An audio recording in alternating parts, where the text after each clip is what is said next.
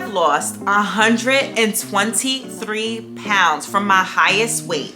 And the bulk of that has been since 2023. I'm talking about 100 pounds.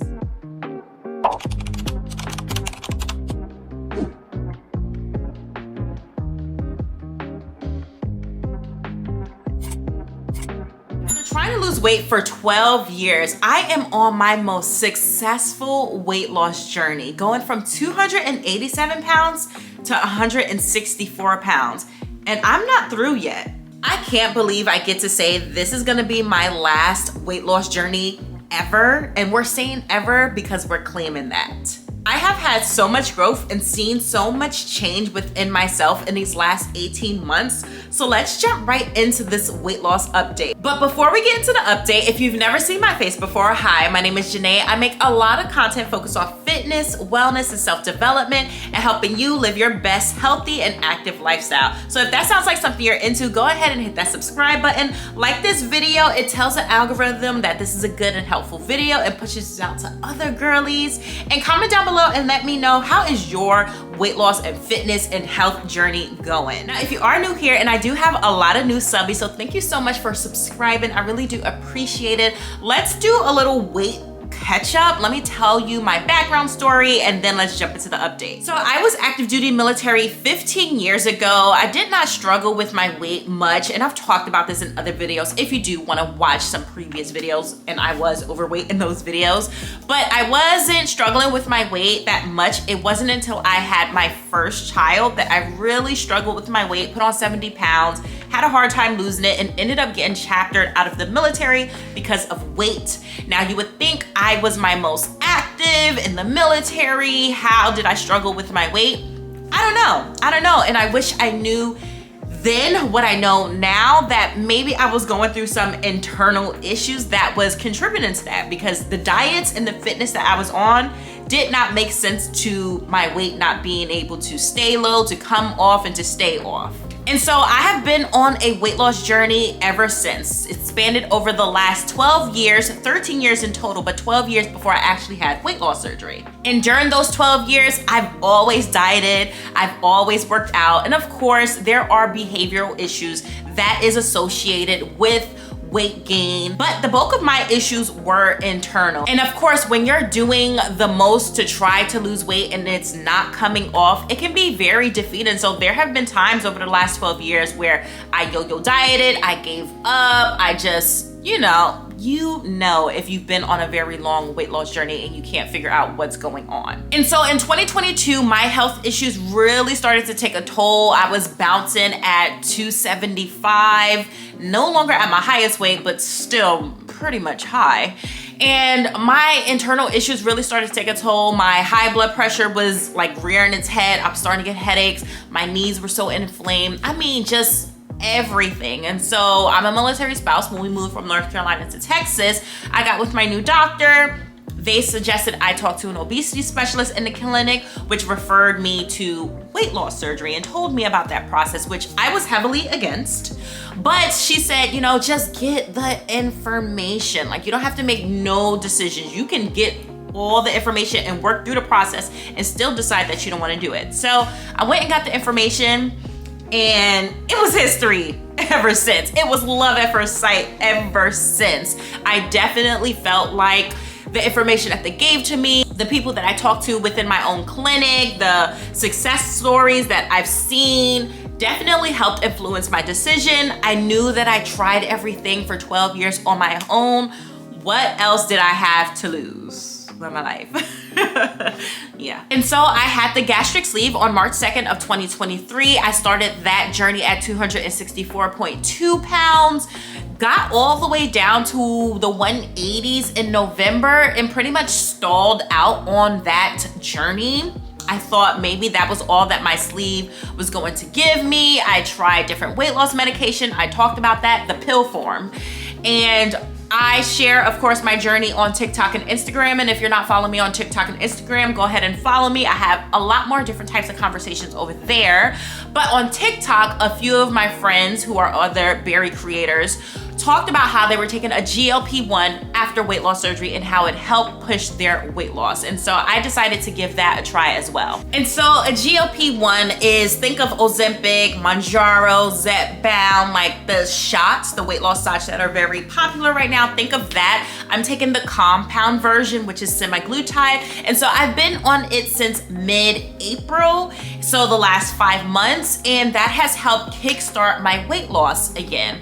And I am down to now my lowest weight. So let's get into this weight loss update. So like I said, my highest weight was 287.2 pounds. I started my weight loss surgery journey at 264.2. Then I started GLP1 at 186.6. And now I'm down to my lowest weight of 164.2 pounds. So that brings me to 123 pounds lost in total from my highest weight, and 100 pounds since starting my weight loss surgery journey, with 22.4 of those 100 pounds being from GLP1. But the scale isn't the only thing that I rely on to track my weight loss journey. I think it's very important to have other ways to track your weight loss journey. If you're relying on the scale, I'm telling you right now, is not your friend. It's the devil. And it's also not the only metric of data that's telling you what's going on with your body. So another way I track my weight loss is through my inches, and I have lost a ton of inches from the start of last year, 2023, to I do my inches once a month, so the beginning of September. I have lost a ton of inches all over my body, which is telling me that I am leaning out, I'm losing body fat percentage, I am gaining muscle weight, and that is honestly what I care about more than the scale, because it's telling me that I'm keeping my muscle mass, and that is important as a woman to keep as much muscle mass and bone density as we possibly can and cut out the body fat. Speaking of body fat and bone density, lately I have been doing Dexa scans. It's when they scan your body to figure out your internal numbers, where you keep your body fat, how much body fat percentage you have, what's your bone density, where's your lean muscle mass. Like, it is a whole scan. I don't know if you've seen that before, but I've done 2 now, and I'm about to do my 3rd shortly in another week or so to see what is going on and how that body fat is melting away, because that is what I've been prioritizing through weight training. So that's another metric of data that I'm using to see what my internal health is looking like. Another way I track my weight loss is through my clothing sizes. And so when I started my journey, I was at a 3X top, 3X dress, 8.5 shoe, and about a 22 jean size. Now, I don't know what dress size I am because I haven't like officially bought a dress since losing weight, but I am a size small, medium, large, depending on the cut and the material of the shirt, because I do, and I always have, carried my weight in my upper body. I have a ton of loose skin in my arms. I have a ton of loose skin in my belly. And so depending on the fit of the shirt and the cut and just all of the different types of shirt, I'll range between small, medium, large. My bra went from like a 46 double D to like, I don't even know what size inches I'm at, but I know I went from a double D to a D bra. My bottoms, I am officially in a small now, because again, I carry my weight in my upper body. My lower half has always been smaller than my upper body, so I'm like a small medium, but I'm moving into small now. And for my shoe, I lost a 1/2 inch. I am in an 8 now, which when I started, before I even had my daughter, I used to be in a 7.5 in women's, and I went up to an 8.5, and it was kind of like an 8.5 wide after a while, but now I am in a 8. I don't think my feet are going to go any smaller than that, but it is getting skinnier and skinnier. I have noticed that. My ring size has shrinked so much. This isn't even my actual wedding ring. My actual wedding ring does not fit at all. It doesn't even fit my thumb. I don't even know what ring size I am now, but yeah. I need a new wedding ring, new wedding set. And the last way I track my weight loss is my before and after pictures and videos. And I tell people all the time to have these different ways that you pay attention and track your weight loss, because the scale is not the only thing that matters. And so I wanna do a full and separate video of all of my non-scale victories. Let me know in the comments below if you're interested in that, because I have 18 months worth of non-scale victories, things that are honestly so much more important than the number that is on the scale. It's telling me what my internal health is doing. It's correlating to who the person I am today, my happiness, my confidence. I mean, there is so much to list out. So be on the lookout for that video. I want to actually show you my body, and I don't think I've done this in any of my weight loss updates. Like I said, I carry all of my weight in my upper body. So if you see here, I have a ton of loose skin in my arms. This used to be all filled with fat. I mean, my arms used to be massively big, and now it's just all loose skin, and there's still some fat in there. I've talked to different plastic surgeons. They said that I can definitely use some lipo and then have the brachioplasty, which is where they do the arm lift, but I definitely have some loose skin. It doesn't bother me anymore. My arms used to be my biggest insecurity. At this point, I'm just happy where I'm at, and so it really does not bother me anymore. But with that, I have like the armpit fat, and then I do have like some back fat and back rolls. You can't really see it just because of the sports bra that I'm wearing, but I still have some rolls right here. So I can definitely afford to have a 360 lift and possibly even like an upper back lift to get rid of this. Just from the consultations that I had with plastic surgeons, they're like, you know, lipo can do this, but it's not going to get rid of the rolls here. So I can definitely use like an upper back lift. And a 360 lift is where they cut all the way around and lift you up from the front and back. Speaking of which, let me show you my belly. So I did have 2 C-sections, so I've always had an apron belly because of that, but this is all that is left over.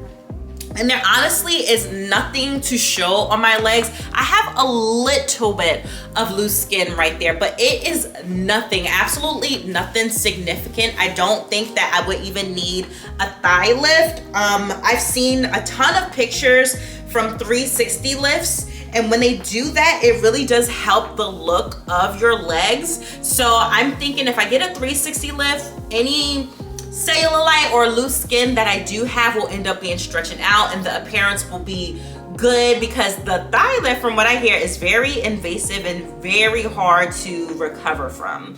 Last thing I would do is a breast lift. This sports bra is really doing what it has to do, but I'm not really pressed over that. If I can only afford 2 surgeries, it would be my arms, and it would be having a 360 lift, and my back, my thighs, my breasts. It's just half. But this was just a quick weight loss update, just because I did hit a monumental number of 100 pounds lost since surgery.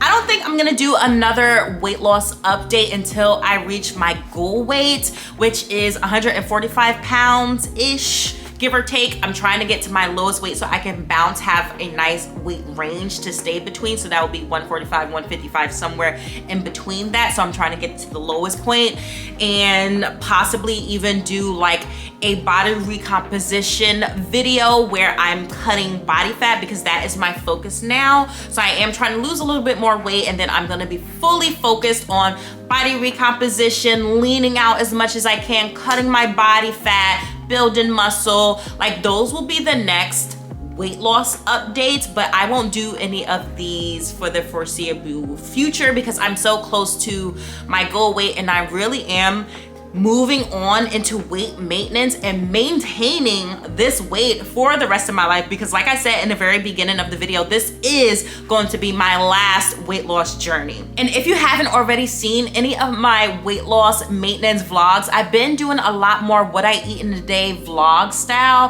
where I'm always talking about a different topic and showing y'all what I eat in a day while living in maintenance. So make sure you go ahead and get caught up on all of those vlogs. If you enjoyed this video, make sure you give it a big thumbs up, subscribe if you haven't already, and hit that bell icon. That way you're notified every single time I post a new video. Make sure you're following me on my TikTok and my Instagram. On Instagram, I'm always posting in my stories. I'm always doing different polls. I'm answering your guys' questions over there in my story. So make sure you're following me over there. And on TikTok, I'm always on TikTok live, and answering your questions in the moment. And both platforms get the tea first. So make sure you follow me over there. Thank you guys so much for watching, and I'll see you in the next video.